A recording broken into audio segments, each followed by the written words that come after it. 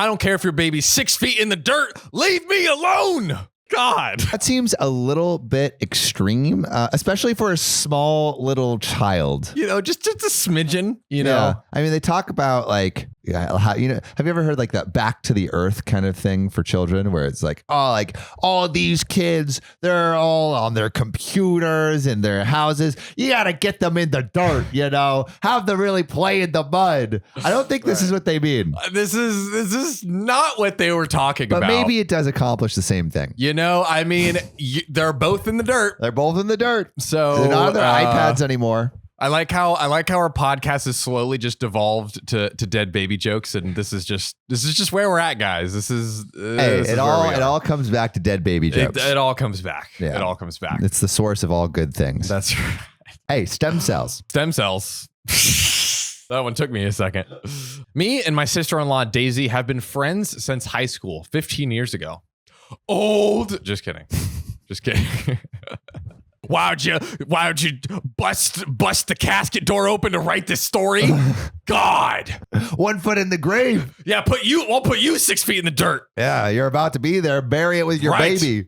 I started dating her brother, Dan, when we were all in college. Oh, wow. Ooh. Some cross-family pollination. I see you. Daisy married her husband, Matt, sometime after I married Dan 10 years ago. So OP's not just best friends. Like, this is dating the brother, marrying the brother. Super best friends. Super best friends. Dun, dun, dun, dun.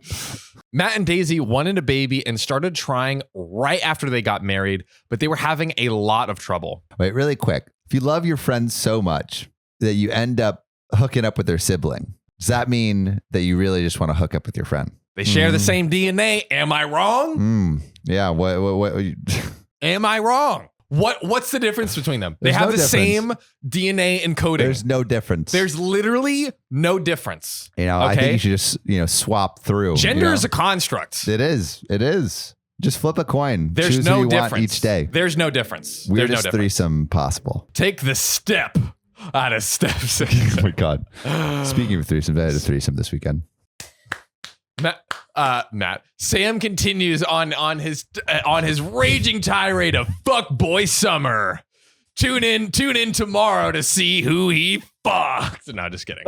We're not dropping names. Yeah, we're not dropping names. Yeah. I'm not kissing and telling. Yeah, you're fucking and telling. That's big difference. Big difference. All right, let's keep going. Let's keep going. Are you sure? I mean, this is a great topic. You know, we could spend a little more time if you want. Maybe we'll unpack it at the end of the episode. Okay, sure. Matt and Daisy wanted a baby and started trying right after marriage, but they were having a lot of trouble. I am talking multiple failed IVFs, multiple late-term miscarriages. Shit. One of which was a stillbirth. Oh. Ooh. God, those poor people. Damn, that's a lot of heartache. This struggle went on for 7 years. Oh, fuck. That's a big struggle. For 7 years. I have helped her immensely through everything, financially and emotionally. Matt, her husband, is unsympathetic sometimes. He behaves as if it's a bad batch of cookies. What does that mean? Matt, a baby ain't a cookie, okay?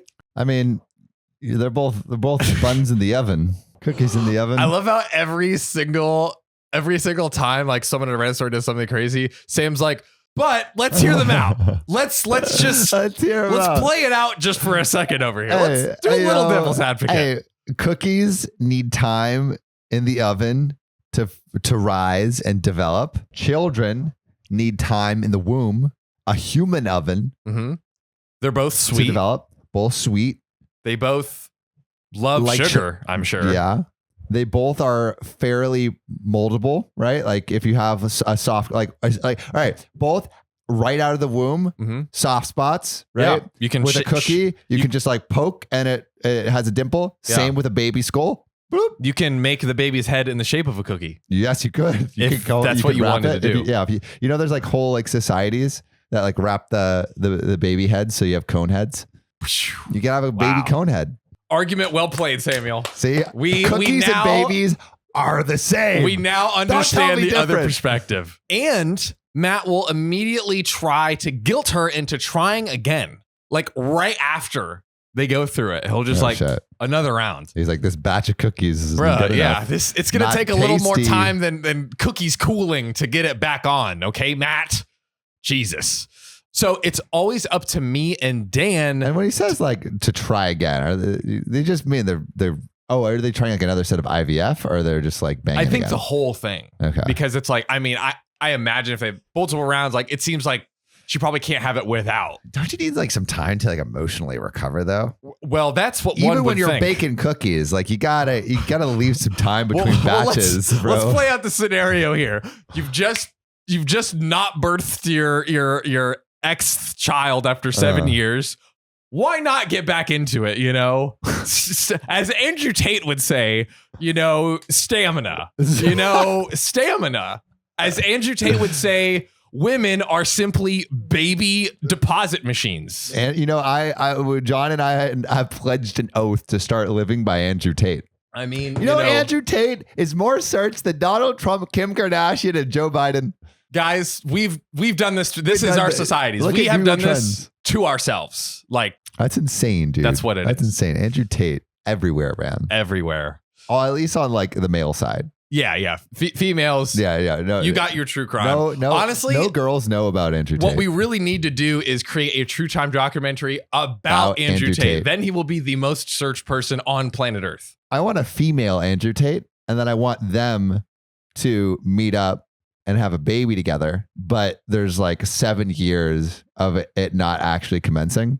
And then Andrew Tate's like, hey, cookies. And then he does a whole podcast episode about how babies are just like cookies. Men are worthless. All men are worth is their balls. If I could just have a ball sack, why would I need a man? Okay. Dude, female Andrew Tate.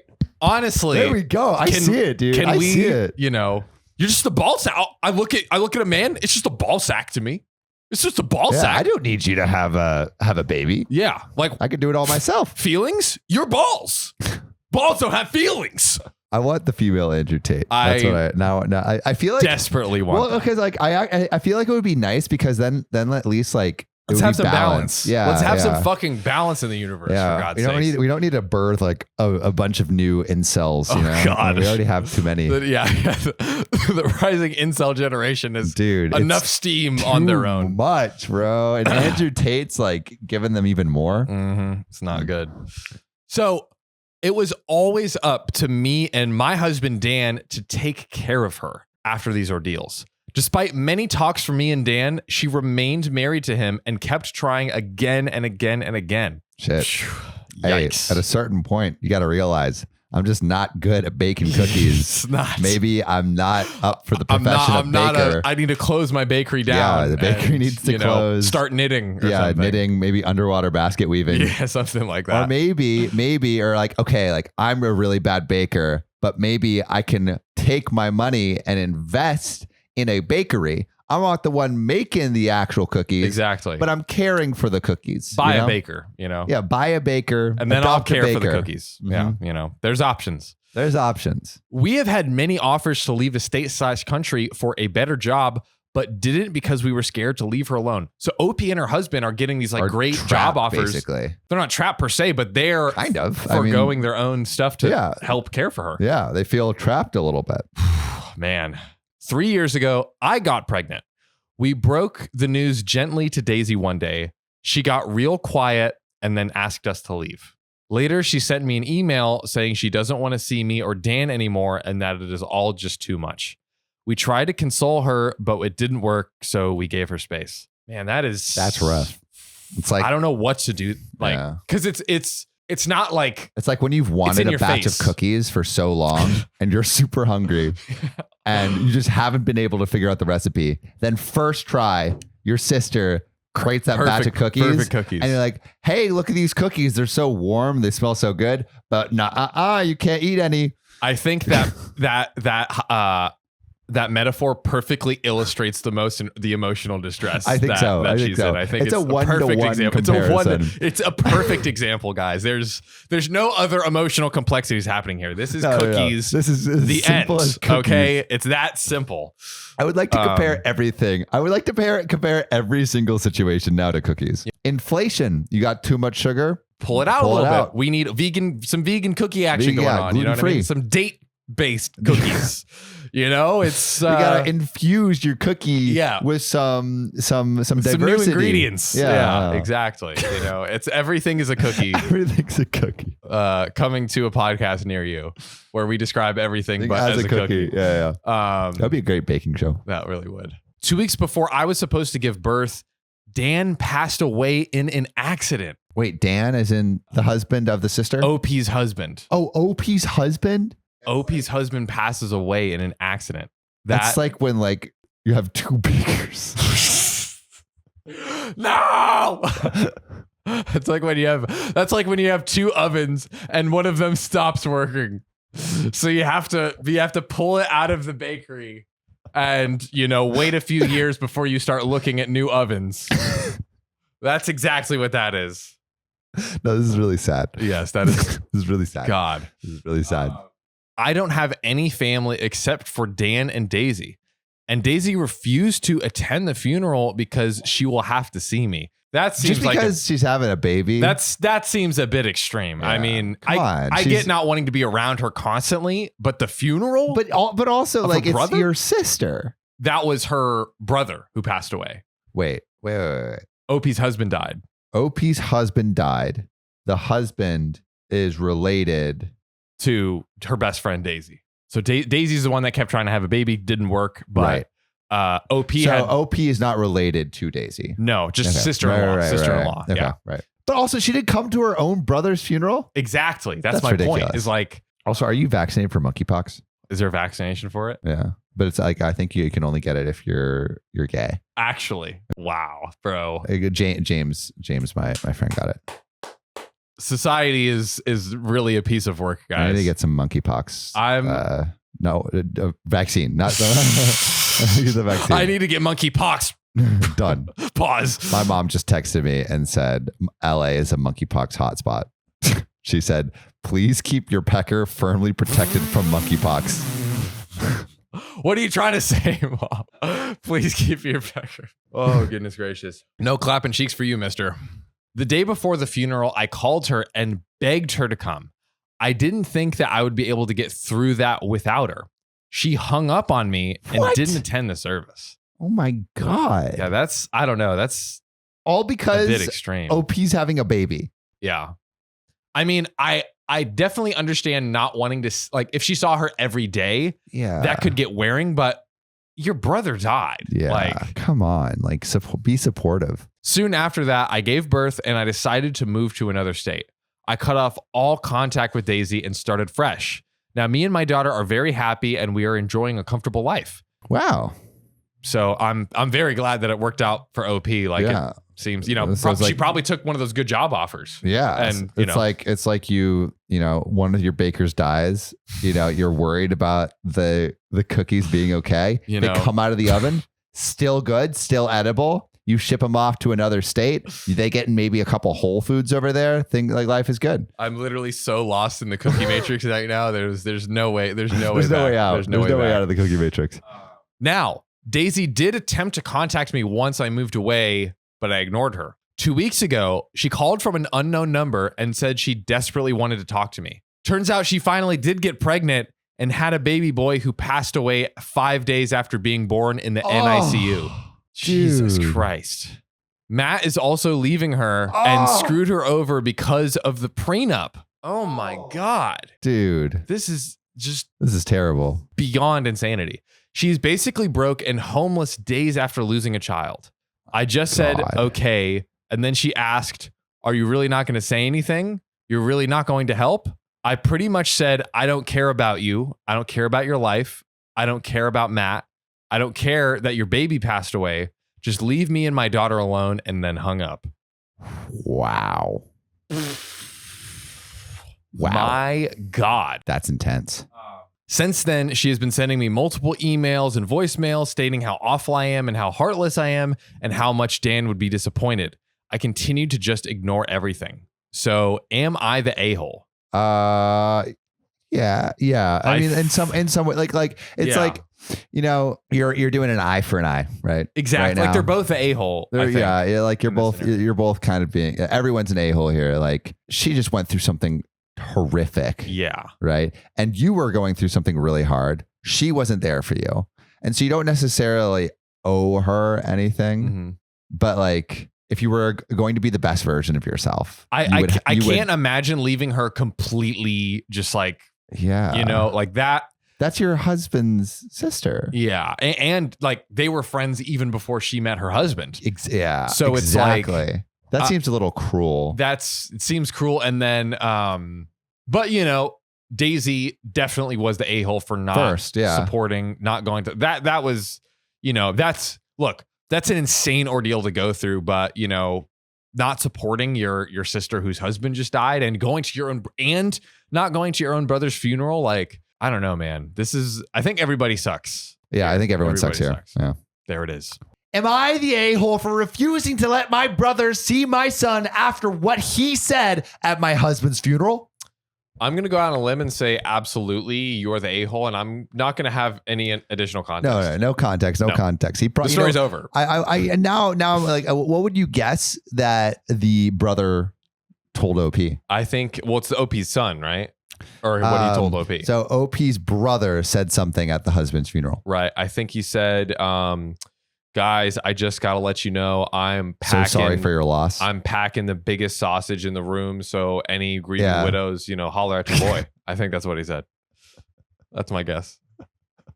A big hunk of meat. Forget wedding crashers, funeral crashers, baby. That's where you pick up the greatest chicks. You know, they're grieving. They're emotionally they're vulnerable. So emotionally vulnerable. Slip in. Oh my God. Bad. All right. My late husband. What was he late for? Living.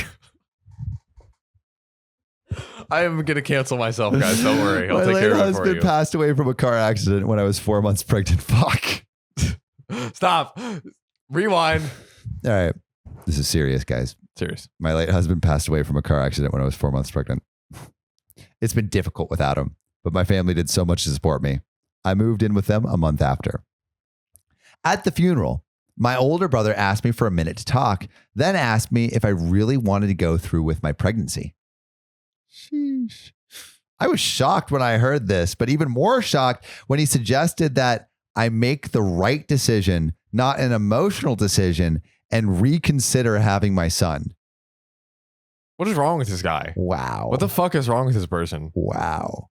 He gave me so many reasons why, including the fact how single widowed mom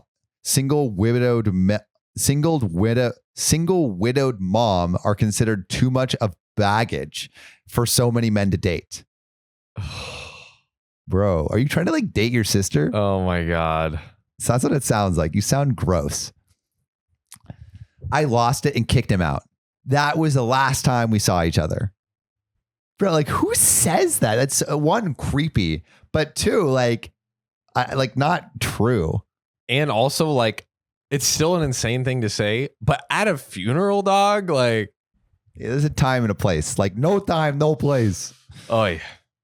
My son is now 3 weeks old. The whole family met him and were happy to welcome him, which that's what family should do. My parents asked if I could let my brother come and meet my son even for a few hours, but I refused. But they said I was making a mistake robbing my son of a future loving relationship with his uncle. They asked that I don't let my emotions dictate a decision that might have a lasting impact. But I still said no. I mean, I think she's warranted. I would bring the uncle around, but then just like totally troll him and be like, okay, so see this guy, he wanted to kill you. Evil motherfucker. He said, yeah, he wanted you to die. Yay, yay. I'd be like, dude, I mean, like, definitely a fuck up on this the brother's part, but like, I don't know if she should hold it against him forever. You know, like, probably not. I think he should apologize for sure. Yeah, though he before he sees him, it's like, I need you to apologize to me before what you said. Yeah. 100%. My extended family got involved and started pushing me, especially after my brother started insisting, saying my husband was a dear friend of his, and what I'm doing right now would make my husband upset if he saw it. Am I being bitter and selfish? I feel like a little bit bitter. I mean, it is like, I mean, you could do whatever you want. You don't have to. It's your kid and it's your life. But And like what he said was completely unacceptable. But if he apologizes and, you know, If he moves to make truly it better, apologizes. like, you know, that's one moment of just saying something. You know, it's not like his actions had any like lasting repercussions except like the emotional damage. I need him to know that he was wrong. Yeah. And it's like you should never be in anyone's business like that. Yeah. Yeah. And like, it's so weird too to say. So weird.